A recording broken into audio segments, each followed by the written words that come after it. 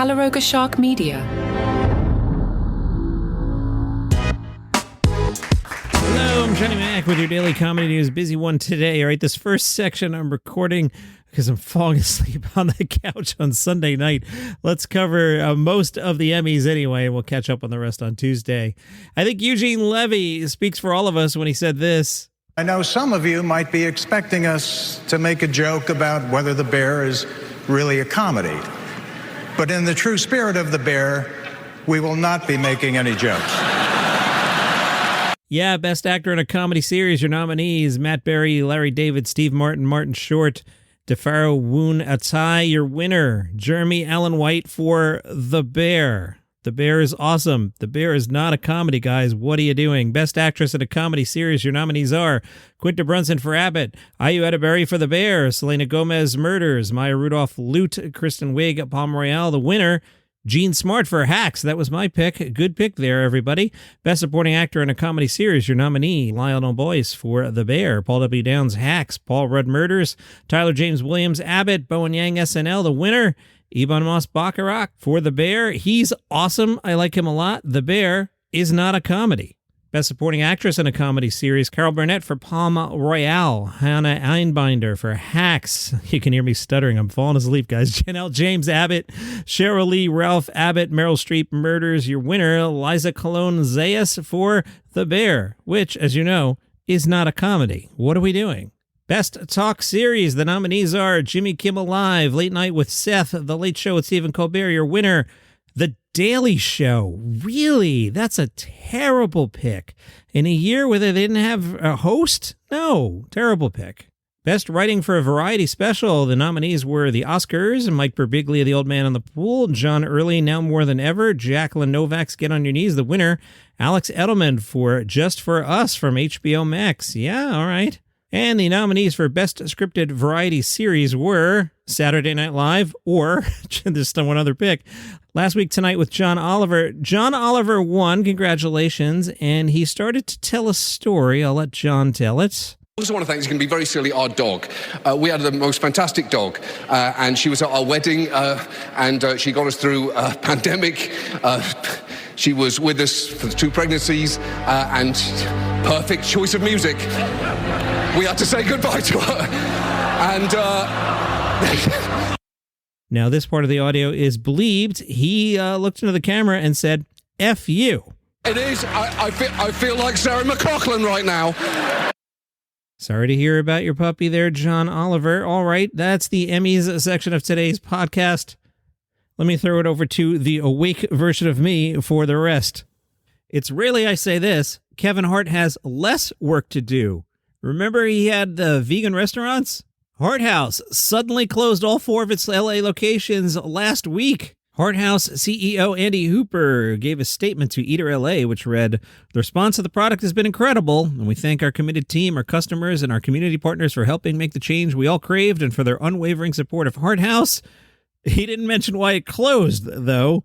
An Instagram post from Hart House thanked guests with a heartfelt goodbye for now as we start the next chapter. Now, what's interesting is a few days earlier, Hart House had started promoting T-shirts with the slogan, "Change You'll Crave." The first location of Hart House opened just blocks away from the always busy In-N-Out near LAX. I was there recently. It is always busy. I drive the 1.5 miles to the slightly less busy one, also sort of near LAX. Then they opened a larger Hollywood flagship, complete with a drive-thru in May of 2023, and then 2 more locations. What could you get at Hart House back in the day when it used to exist? Plant-based burgers, chicken sandwiches and nuggets, kale salads, and sides like fries and tots. The company also tried to reinvent the labor model with higher wages and health care for hourly workers. That's cool, as well as a lifestyle spending account with access to things like Netflix subscriptions and access to an interest-earning savings account to which the company contributed. Not bad. That's according to Restaurant Business. Now, it's not just Hart House. Shake Shack recently closed 5 LA locations. The Arby's on Sunset hung up its famous sign back in June. Fast casual chain Veggie Grill closed a bunch of locations in 2023. It's unclear if Kevin Hart will bring Hart House back in another iteration. Don't worry, give me 48 hours, I'll be telling your story. Kevin Hart has a new gig, he just announced it'll happen. Maya Rudolph got a wax job from The Hollywood Reporter. That is a former co-worker's term for, You have a car there and your friend goes, hey, let me wax your car for you. Nice thing to do. Well, the Hollywood Reporter wrote one of those articles. Maya says it's a huge compliment being part of the Kamala Harris news cycle, but it's also very bizarre because I woke up to an article saying I was confirmed to play her, and I hadn't spoken to anyone. This is so much bigger than me, and this is about something very important. I'm thrilled to be associated with it, and I'm also glad that I played her, and everyone's cool with that. She likes it. The secrets are her version of Kamala? Maya says, when I see her having fun, and so the fictional Kamala that we created tapped into her fun, and then SNL producer Steve Higgins said to me that his wife called her a fun aunt, and we were laughing at how that sounds like funt, so we went from there. That was the moment when you realize, oh, now I know how to do this. By the way, today's episode of Ballot, very, very funny. Check out Ballot podcast wherever you get your shows. Chelsea Handler, she used to date Joe Coy, and Joe Coy hosted the Golden Globes one time and told a joke about Taylor Swift. You may have heard about it. Relax, I'm not doing the bit. Chelsea will tape her next special at the Wellmont Theater in Montclair, New Jersey, November 23rd. Chelsea Handler is a member of the New Jersey Hall of Fame. Really? Okay. Should we look? We should look. Oh man, there's a lot of people in this. Is there a list? So I went to the New Jersey Hall of Fame website, and they had, 2008 inductees, 2009 inductees, and I don't feel like clicking on 10 trillion things. So I asked ChatGPT, who is in the New Jersey Hall of Fame.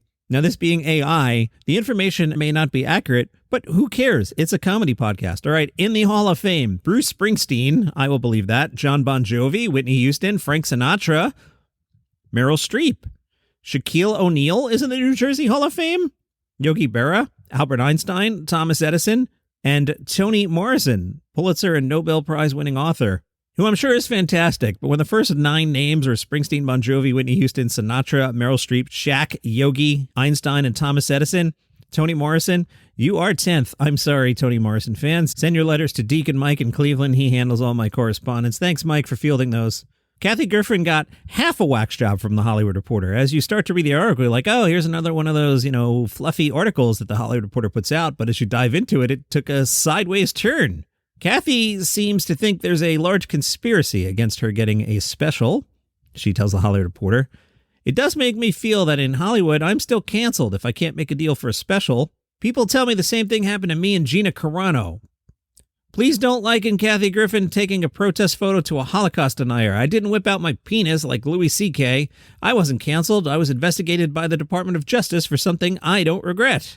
She talks about taking a jet to her shows and jokes that she's losing money on the tour because of the jet. I know it's spoiled, but it's worth it. I get to sleep with my babies, those are some dogs, and avoid the airport where a lot of Trumpers still feel the need to come up to me and tell me how horrible I am. The Hollywood Reporter says, we talk in the SUV heading to the tarmac about the special and her mood darkens. See, I told you there was a twist here. Kathy says, there's not going to be a special. Everyone's passed. Her manager clarifies, well, no one's actually passed. No buyer has ever attended the show and comedy specials, which is kind of like me saying that back in the 90s, Kim Delaney never turned me down for a date. Factually true. Kim Delaney has never turned me down for a date. Boy, I loved Kim Delaney on NYPD Blue. Did you pick that up there? I digress. The Hollywood Reporter tells us Kathy holds the record for most televised stand-up comedy specials by one artist, 21. All right, everybody out there, name one Kathy Griffin special. Go! Right, there's 21 of them. Kathy says, I'm dying for a special. There are so many platforms out there, and Peacock can't be off the table just because of Andy, right? I'm assuming she means Andy Cohen in that case. Matt Rife and YouTuber Elton Castee have made an official offer, quote-unquote, to buy the real Conjuring house. This the house from the Conjuring film series. In a Twitter post, Castee tagged the official page of the Conjuring house and revealed that he and Rife are, quote, ready and willing to buy it if you're keen to sell. He added that the two are willing to pay all the money owed to employees and compensate for loss of goods any date. We're ready to make it happen. Rife reposted and added this was an official offer. He was asked, why do you want to buy this house? And they both replied, joint comment, however that works. As of now, it's just a wonderful thought / offer to be able to give that location, its staff, and its customers the respect they all deserve. If you enjoy what I do here, one way to support the show is you can go to buymeacoffee.com /daily comedy news. So I was there this morning, 6:45 a.m., and I don't know why. They had a street sweeper machine, the trucks with the brushes in the front. If you live in a city, you definitely know what I'm talking about. One of those was cleaning the parking lot. Maybe not 6:45 at the place you go in to get donuts and coffee Maybe do that at 4 in the afternoon. Parking lot's a little busy at 6:45. Street sweeper, what are you guys doing? buymeacoffee.com/dailycomedynews. The second annual Because They're Funny Comedy Festival is coming back to D.C. September 27th through the 29th. Comedians Leslie Jones and Dion Cole will headline this year's festival, and that's quite the understatement because I went on the website. I was like, oh, this is a cool festival. Let me talk more about it. Here's a list of comedians performing. Leslie Jones and Dion Cole. I mean, there's a showcase. Dion's hosting a showcase with up-and-comers, but I think the word festival here is a bit of a stretch. Johnny Mac, you are sarcastic today. Alex Moffat looked back on his time at Saturday Night Live and talked about how he got the job of Donald Trump's middle son. He said, when I was in the process of possibly getting hired by SNL, a friend of mine called and said, you kind of look like Eric Trump. You should work up an impression. I didn't have one in time for my screen test, so I didn't audition it. But once I was hired the first week, I went over to Mikey Day and he was like, yeah, this is great. Let's do something. There was a photo in real life of Eric Don Jr. and Ivanka Trump. Moffat told Vulture, we wrote an update that was loosely based on that picture of the 3 elder Trump kids that they put out that was like millennials for Trump. It was Ivanka in the front and then the 2 boys in the back just looking like, American Psycho type dudes. And Eric had a look on his face that I based most of the impression on. Vulture also spoke with Langston Kerman, and they were curious about a recurring bit in his special where he talks about managing his mother-in-law's dating profile, and they want to know how that works. Langston said, my wife and I would spend about a day just small talking with these gentlemen. How are you? What are you up to today? Would ask all the basic getting-to-know-you stuff to see if they were capable of basic conversation, which is all you can ask from a 60-year-old man on the internet. Hey, Langston, watch out there. I'm not that far from 60 anymore.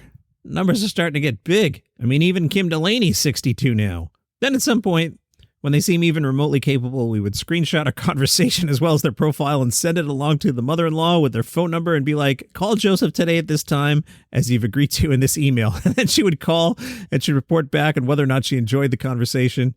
And you bet your bottom dollar, she never did. And that is your comedy news for today. If you enjoy the program, tell a friend about it. They might like it too. If you would like the show without commercials, there's a link in the show notes. Tell you how to do that. If you're on an Apple podcast, there's a banner that pops up. You can click on that. $4.99 a month. You'll get this one and a bunch of other shows on the network ad-free. See you tomorrow.